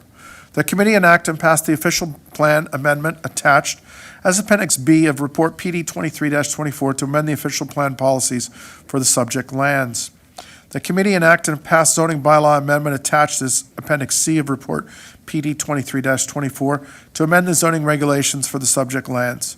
The committee deemed the zoning bylaw conforms to the official plan for the Town of Lincoln, and the committee declared that they have considered all of the written and oral submissions and agrees with the planning report analysis and recommendations, and finds that subject to the conditions of approval, this planning application meets the Planning Act criteria, is consistent with the provincial policy statement, and complies with the growth plan, the Niagara Region official plan, and the town official plan. And before I ask our deputy clerk to open the vote, I'm going to go to Councillor Russell. Thank you, Mr. Chair. I'd just like to request a recorded vote.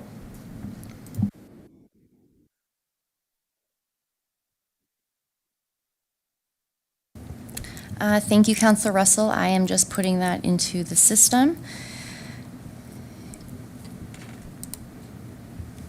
as well as confirming that the amendment from earlier has been incorporated into that motion. And I'll go ahead and open that for members of council.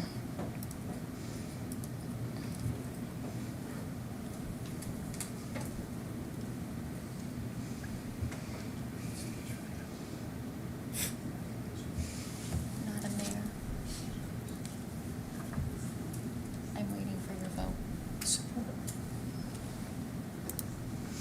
And I will go ahead and close that. And that motion carries on a 5-4 recorded vote. Thank you. Thank you, Devan. So we will now consider Report PD 22-24, modification to previously approved draft plan of subdivision Prudham's Landing by Silvergate Homes Limited. The manager of Prudham's and Special Projects will provide introductory remarks. Ms. Shi, please go ahead. Good evening. Thank you, Mr. Chair, through you to members of... Sorry, Chair, before we begin, Councillor Rajima has declared a conflict of interest and needs to just separate herself, but I'm not sure if Councillor Rajima wants to speak to that declaration. Because she missed that earlier in the evening. I did, Mr. Chair, I apologize. So I submitted it through the electronic system, and my employer has a potential interest in the application, so I'll be Okay, off you recusing go. myself.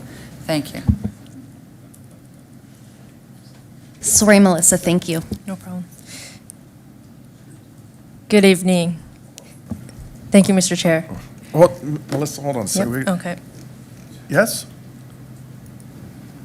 I just wanted to float out there, I was wondering if there was an opportunity for a biological break. I'm thinking we've been out here for 2 hours, and if there's an opportunity to have a biological break before we move into this next area, this might be an opportunity.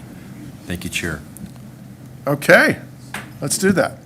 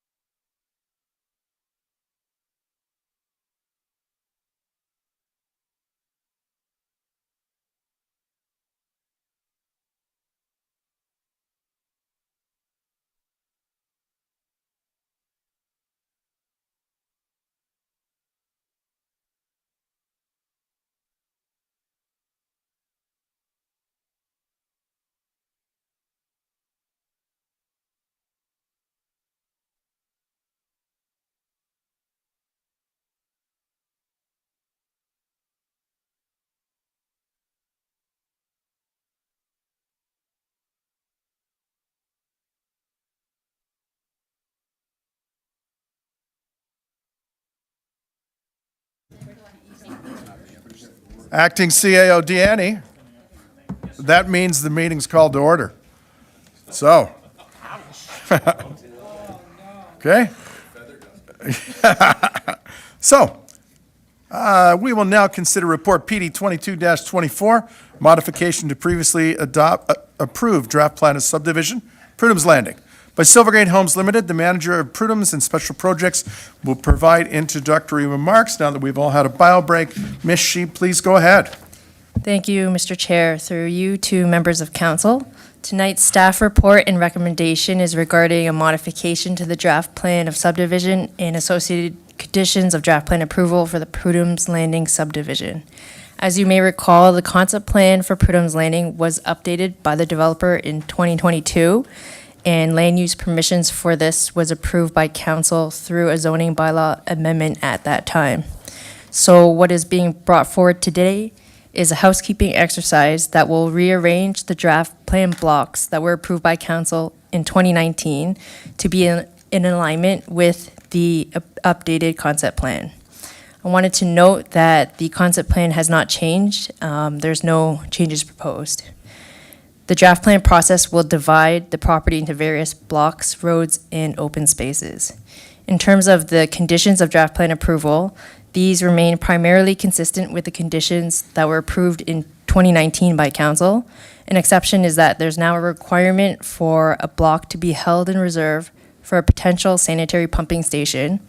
And this additional diligence has been included due to the additional density that was approved in the easterly high-rise blocks.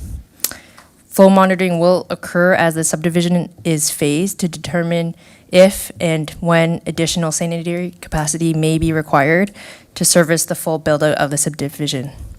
And if any additional sanitary infrastructure is needed, then it'll be at the cost of the development. In terms of next steps, once the modification to the draft plan of subdivision is complete, the developer will be able to initiate the first residential phases of the subdivision. Staff are available to answer any questions you may have. Thank you, Mr. Chair. Okay, thank you very much, Melissa. So, as you stated, it's strictly housekeeping. So, do members of committee have any questions? Councilor Bernay. Just very quickly, through you, Chair, to Ms. Shi. So, Melissa, you mentioned with the exception of this space that would be for a future pumping station. So, I remember discussions, probably a year and a half ago, 2 years ago, between the developer, the town of Lincoln. I'm just wondering, through you, Chair, to Melissa, is the region in aligned with all of this? They've been at the table at the discussions, and there's alignment here between the region, the town of Lincoln, and the developer on that aspect of the pumping station. Through you, Mr. Chair, yes, the region has been involved through the process to date and has been involved in the allocation of that potential block. Thank you very much, Chair. Okay.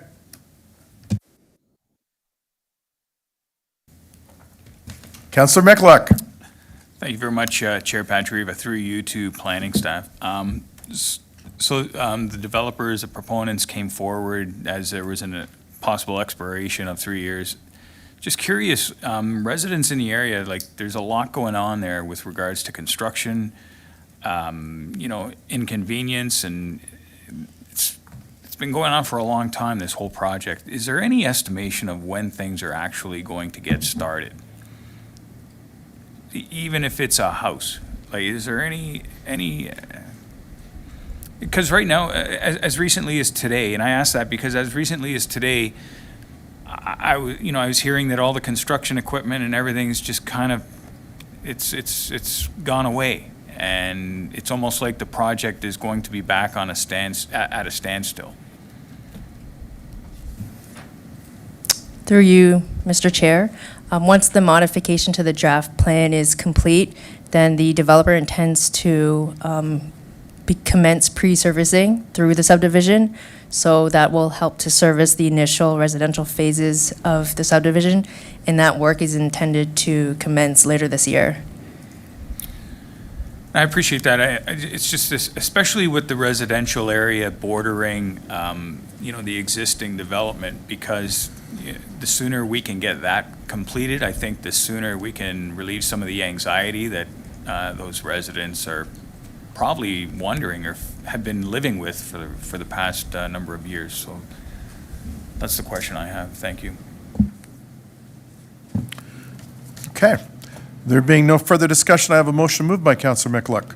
The committee approved the modifications to the Prudham's Landing Draft Plan of Subdivision, PLSUB 2023005, in the name of Silvergate Homes Limited, on behalf of Prudham's General Partner, Inc., in accordance with the plan outlined in Appendix B and in accordance with the provisions of the Planning Act and the regulations thereunder, subject to the conditions outlined in Appendix D, and that the conditions of the draft plan approval of Prudham's Landing Draft Plan of Subdivision be revised by repealing the conditions of draft plan approval originally approved by committee as Report PD 57-19 and adopted July 22nd, 2019, and replacing with the conditions of draft plan approval shown in Appendix D to this report, and that committee authorized the Director of Planning and Development to endorse the draft plan as approved 20 days after notice of committee's decision has been given, provided that no appeals against the decision have been lodged, and that the applicant be advised that draft approval of this plan will lapse 3 years from the date of draft plan approval unless Town Council grants an extension of the approval period, and if an extension is requested, an updated review and revisions to the conditions of draft approval may be necessary at that time. I will now ask our Deputy Clerk to open the vote. Thank you, Chair. That vote's now open.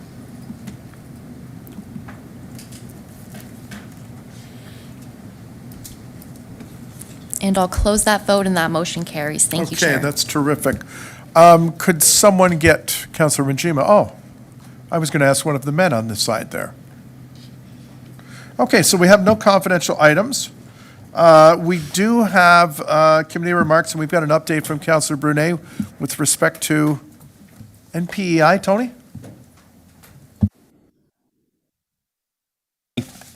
Thank you, Chair.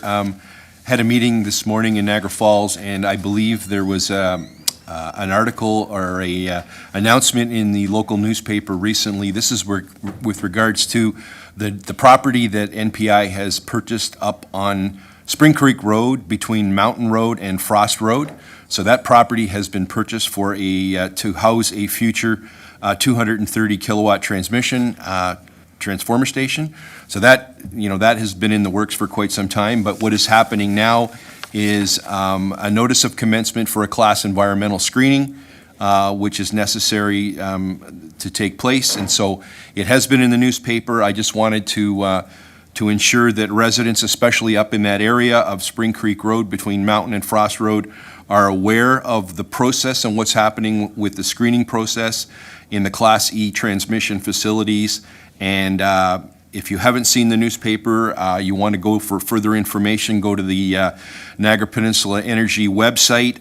There's information specifically about the Spring Creek Transformer Station. And anyone that has any concerns or comments, wanted to have any interaction, there is an email, springcreek@npei.ca.